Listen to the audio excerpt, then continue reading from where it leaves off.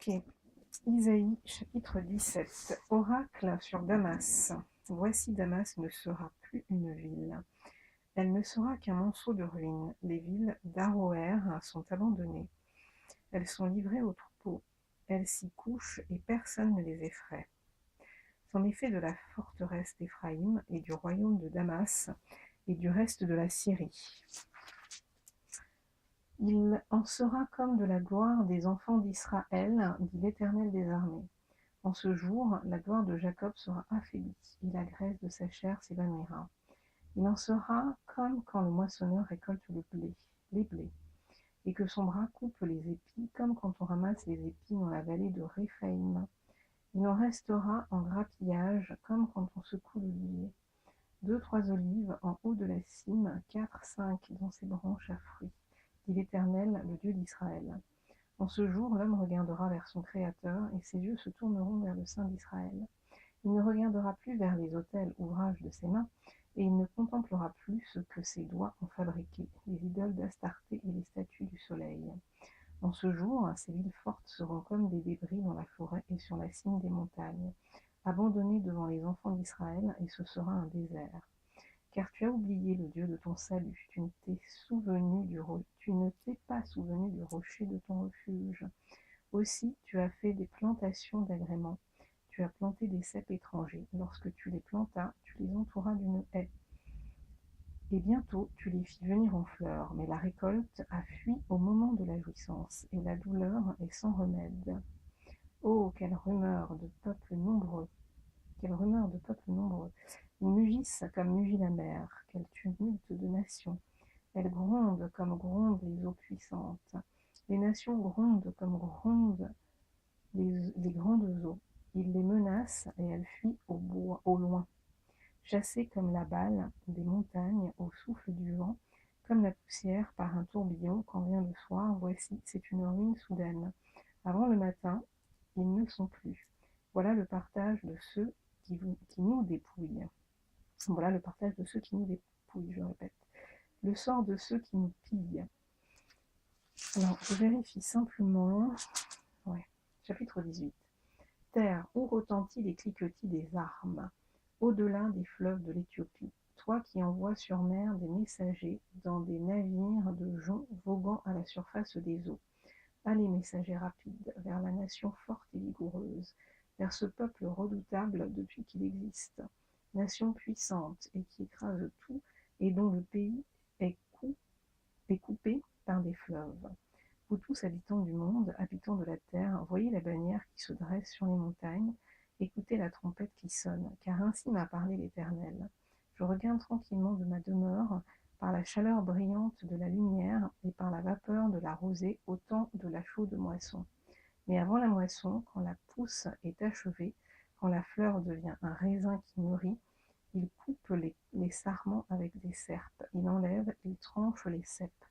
Ils seront tous abandonnés aux oiseaux de proie des montagnes et aux bêtes de la terre. Les oiseaux de proie passeront l'été sur leurs cadavres, et les bêtes de la terre y passeront l'hiver. En ce temps-là, des offrandes seront apportées à l'Éternel des armées par le peuple fort et vigoureux, par le peuple redoutable depuis qu'il existe, nation puissante et qui écrase tout, et dont le pays est coupé par des fleuves.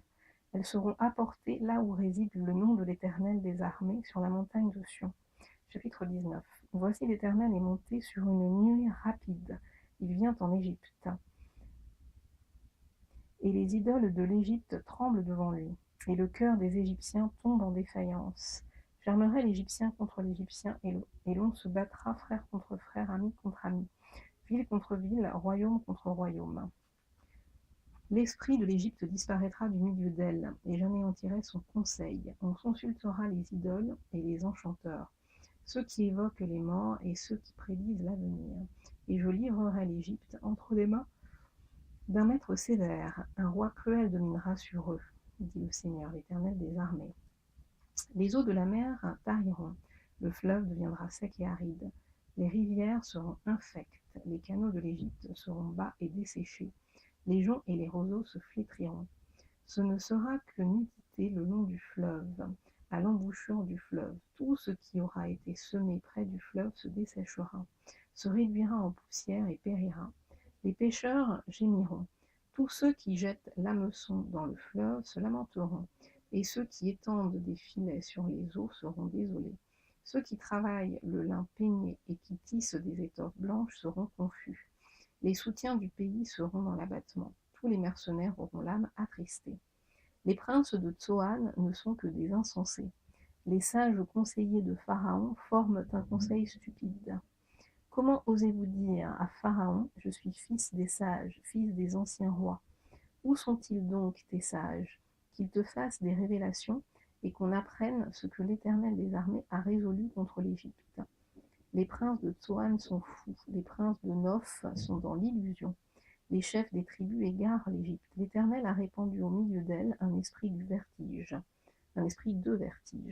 pour qu'ils fassent chanceler les Égyptiens dans tous leurs actes, comme un homme ivre chancelle en vomissant.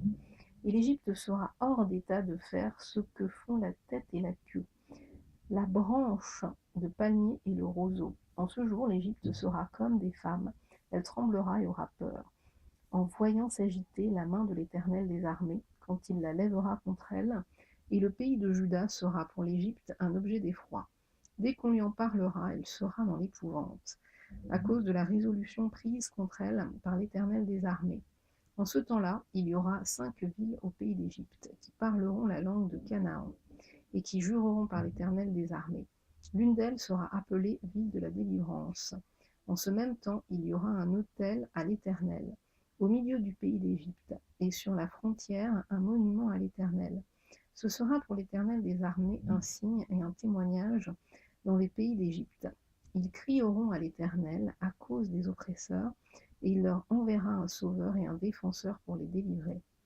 Et l'Éternel sera connu des Égyptiens, et les Égyptiens connaîtront l'Éternel en ce jour-là. Ils feront des sacrifices et des offrandes, ils feront des vœux à l'Éternel et les accompliront. Ainsi l'Éternel frappera les Égyptiens, il les frappera mais il les guérira. Et ils se convertiront à l'Éternel, qui les exaucera et les guérira.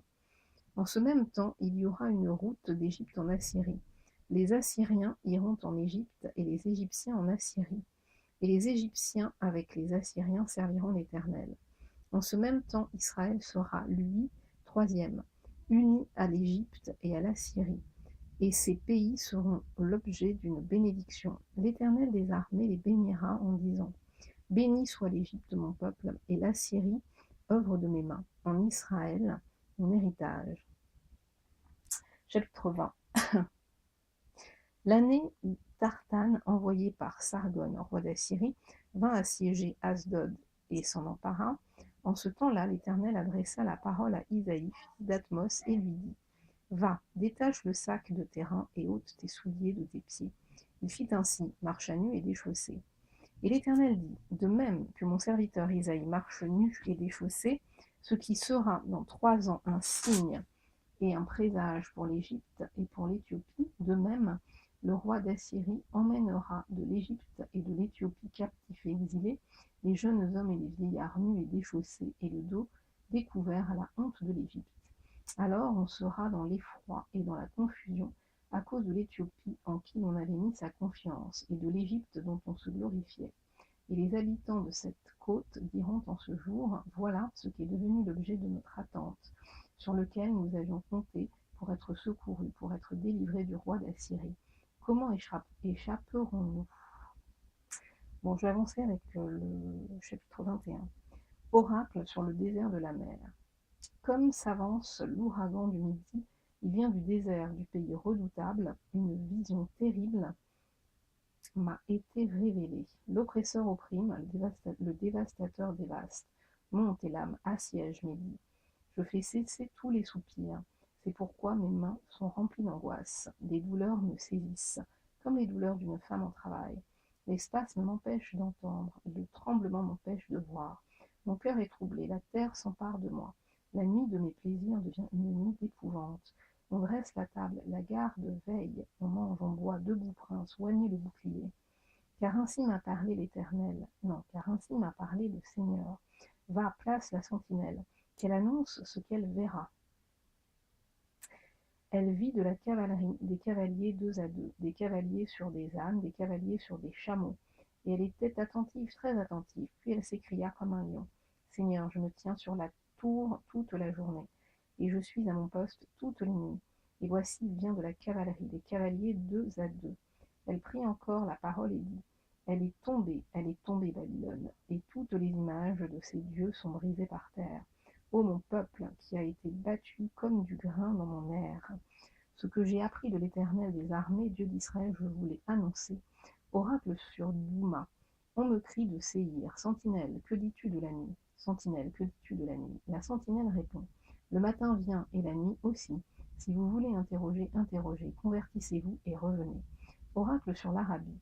Vous passerez la nuit dans les broussailles de l'Arabie, caravane de Dédan. Portez de l'eau à ceux qui ont soif, les habitants du pays de Théma. Porte du pain aux fugitifs, car ils fuient devant les épées, devant l'épée nue, devant l'arc tendu, devant un combat acharné, car ainsi m'a parlé le Seigneur. Encore une armée comme les armées d'un mercenaire, et c'en est fait de toute la gloire de Kédar. Il ne restera qu'un petit nombre des vaillants archers, fils de Kédar, car l'Éternel, le Dieu d'Israël, l'a déclaré. Ok, on va s'arrêter là.